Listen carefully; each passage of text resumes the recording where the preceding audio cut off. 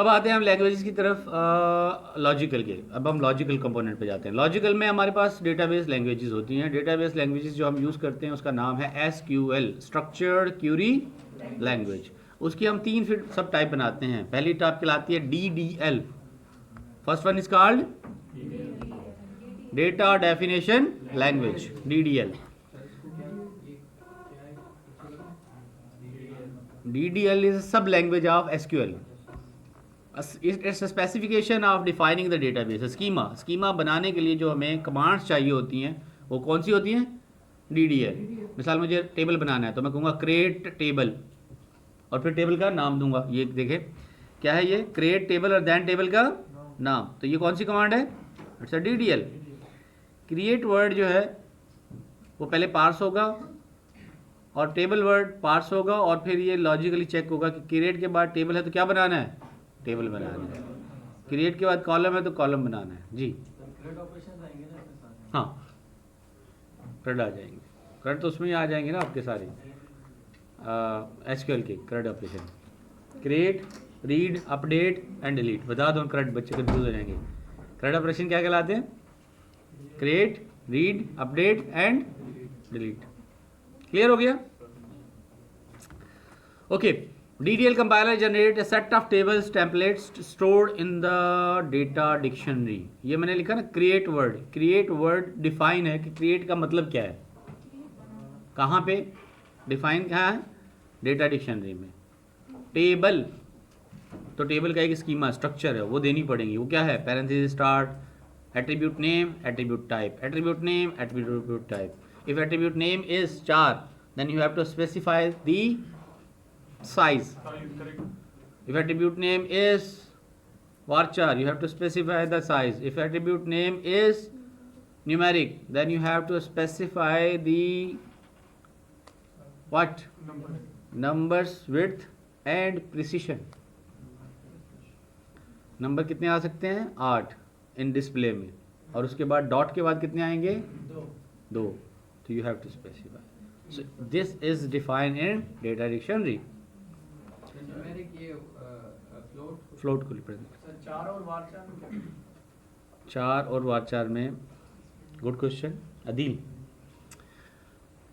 समझा देता हूँ एक दफ़ा और से समझ लीजिएगा। चार करैक्टर को कहते हैं और वारचार वेरिएबल करैक्टर को कहते हैं। चार हम वहाँ यूज़ करते हैं जब हमें यहाँ यूँ इस्तेमाल हो कि इस कॉलम में जो करैक्टर आएंगे वो करैक्टर उतने ही इस्तेमाल होंगे, उससे कम इस्तेमाल नहीं होंगे, तो वहाँ 4 इस्तेमाल करते हैं। और जहाँ हमें यूँ हो कि ये कम भी हो सकते हैं तो वहाँ हम वार 4 इस्तेमाल करते हैं। अब सवाल ये होता है पैदा कि सर हमने अगर 4 यूज़ किया और उसमें लिखा 5 और हमने उसमें स्टोर कर दिया 3 करैक्टर, तो क्या एरर आएगा? नहीं, एरर नहीं आएगा, लेकिन वो 2 करैक्टर का जो स्पेस है वो ज़ाया हो जाएगा। लेकिन अगर आपने ये यूज़ किया है वार 4 5 और 5 वारचार यूज़ किया है लेकिन स्टोर कर रहे हैं उसमें 2 करैक्टर, तो बाकी जो 3 स्पेस हैं वो रीयूटिलाइज हो जाएंगे, मेमोरी में वेस्ट नहीं होंगे, मेमोरी उसको उतना ही यूज़ करेगी नीड बेस। अब सवाल ये पैदा होता है कि फिर वारचार ही क्यों ना इस्तेमाल करें, यही सवाल था। ठीक है, फिर वारचार ही क्यों इस्तेमाल करें? तो जहाँ हमें फ़ायदा है 4 का वहाँ पे वारचार का नुकसान भी है। वारचार का नुकसान क्या है? आपने स्पेसिफाई कर दिया 10 character but you are storing 2 character. 8 character shrinking के लिए टाइम लगेगा आपका, जब क्यूरी कंपाइल होगी तो it will slow down. Clear है? अब जब आपने 4 यूज़ किया है तो it don't worry about your query time, fast है, वो कहेगा खाली है, पता है मुझे खाली है, बस मैंने देखना कितने करैक्टर अवेलेबल हैं, उन स्पेस पे जाओ, स्पेस पे पड़ा है कुछ डेटा उठा लो, नहीं पड़ा छोड़ दो। Shrinking and growing at creation time and deletion time आपका ऑप्टिमाइज हो जाएगा और बेनिफिट भी है हमारा, ख़ास तौर पे जहां हमें फ़िक्स करैक्टर की रिक्वायरमेंट है और हमें पता है लॉजिकली डिज़ाइन में कि कहाँ फ़िक्स यूज़ होंगे, तो वहाँ 4 यूज़ करेंगे। NIC नंबर 14 करैक्टर का होता है तो वहाँ पे 4 यूज़ करेंगे, कम और ज़्यादा। सेल नंबर आपका 11 करैक्टर का होता है, वहाँ पे कम और ज़्यादा नहीं होगा, 4 यूज़ करेंगे। CMS ID आपकी डिफाइंड है, लेंथ सेम है ना, तो क्या यूज़ करेंगे वहाँ पे? 4। और आपका नाम वार 4। समझ में आ गई बात? अगर नाम पे भी 4 रख दें हम 30 करेक्टर, अगर 20 करेक्टर रखेंगे तो आसिफ जिसका नाम है तो उसके बाकी 16 करेक्टर ज़ाया हो गए। और अगर हमने 10 करेक्टर या 15 करेक्टर यूज़ किए तो सैयद सिफ्तगैन अली शाह बुखारी जिसका नाम है वो पूरा नहीं आएगा। क्लियर है? तो क्या करें, वार 4 में रख दें उसको 30। अब आसिफ वाले के लिए 4 ही इस्तेमाल होंगे, बाकी स्पेस रीस्टोर हो जाएगा मेमोरी में। पॉइंट क्लियर हो गया? गुड। अगर ज़्यादा हो जाए नहीं होगा, स्टोर नहीं होगा ना, ज़ाया हो जाएगा। दोनों में ज़्यादा नहीं रख सकते। वार 4 में हम अपर लिमिट देते हैं, दोनों में अपर लिमिट देते हैं, मैक्स लिमिट रखेंगे। उससे ज़्यादा होगा वेस्ट हो जाएगा, स्टोर ही नहीं होगा। बर्तन के अंदर पानी गिलास में ज़्यादा डालेंगे ओवरफ्लो हो जाएगा। ठीक है? और ऐसा ही हो सकता है कि ओवरफ्लो वाला पार्ट हो जाए जो काम का ज़्यादा है। ठीक हो गया? डेटा डिक्शनरी ये होती है, देखें आपकी जो टर्मिनोलॉजीज होती है ना उसकी एक मीनिंग होती है। जो वर्ड की जहाँ इस्तेमाल होगा उसका क्या मतलब है वो डेटा डिक्शनरी में हम स्टोर करते हैं। मिसाल के तौर पे यहाँ पे वर्ड इंस्ट्रक्टर इस्तेमाल हुआ है। इंस्ट्रक्टर है क्या? Is a table. तो डेटा डिक्शनरी में स्टोर करना पड़ेगा ना, ये टेबल का नाम है। इसमें एक इस वर्ड इस्तेमाल हुआ है सैलरी। वो वर्ड सैलरी है क्या? Is attribute name. तो डेटा डिक्शनरी में ये सारी इंफॉर्मेशन जाएगी। सर हम इसको लाइब्रेरी बोल सकते हैं, जैसे हम सी में या C++ लाइब्रेरी डिक्शनरी बात ये की है ना, डिक्शनरी इसकी लाइब्रेरी बनेगी ना, लाइब्रेरी नहीं बोल सकते। लाइब्रेरी क्यों नहीं बोल सकते? लाइब्रेरी होती है set of functions with a set of words. Clear है? मैं बुक को लाइब्रेरी नहीं बोल सकता। Library is a collection of books and book is a collection of words and word is a collection of characters. मतलब sir अगर हमसे कोई सिंपली पूछे डीडीएल क्या बताएंगे? हम बताएंगे डेटा डेफिनेशन लैंग्वेज ऐसी लैंग्वेज है जो आपके डेटा को क्रिएट करने के लिए, यानी डेटा की डेफिनेशन को क्रिएट करने के लिए इस्तेमाल होती है।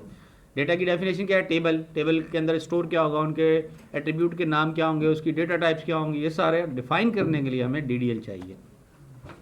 क्लियर है? अच्छा, फिर आपके पॉइंट आते हैं। डेटा डिक्शनरी क्लियर हो गया। What is data dictionary? यहाँ पे क्लियर लिखा भी हुआ है, data dictionary contains Meta data. And what is Meta data? Data about data. अच्छा, इसके अंदर और क्या होता है? डेटाबेस स्कीमा होता है, स्ट्रक्चर जैसे मैंने बताया। फिर उसके अंदर इंटीग्रिटी कॉन्स्टेंट्स होते हैं। इंटीग्रिटी कांस्टेंट मैंने पहले बता चुका हूँ आपको। अब इंटीग्रिटी कांस्टेंट क्या है? इंटीग्रिटी कांस्टेंट ये है कि एक एम्प्लॉय है, वो हमारे पास आया, इनरोल किया उसने। अब एम्प्लॉय ने बताया मेरे चिल्ड्रेन हैं, हमने कहा ठीक है, उनकी चिल्ड्रेन ली और उनके चिल्ड्रेन का मेडिकल इंश्योरेंस का कार्ड बना दिया। या फलां पैनल जो है मेडिकल इंश्योरेंस में, वहाँ पे आपको पैनल में मेडिसिन फ्री मिलेंगी, इनकी कवरेज फ्री होगी। एम्प्लॉय ने रिज़ाइन कर दिया, चिल्ड्रेन जो है मेडिकल इंश्योरेंस ले रहे हैं। Is it possible? कैसे पॉसिबल नहीं होगा?